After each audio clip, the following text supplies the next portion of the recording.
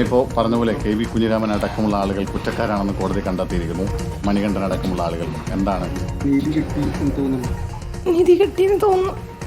നമുക്കൊന്നും പറയാൻ കഴിയുന്നില്ല.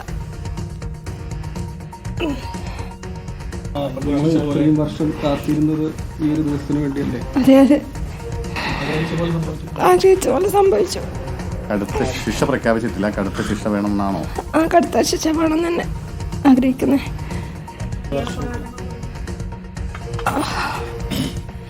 അതായത് കേസ് അട്ടിമറിക്കാൻ പല സമയത്തും ശ്രമിച്ചു സർക്കാർ കുറെ കളി കളിച്ചു. അന്ന് പ്രതികളാക്കിയവരിൽ കുറച്ചുപേരെ കുറ്റവിമുക്തരാക്കുകയും ചെയ്തിട്ടുണ്ട് കോടതി.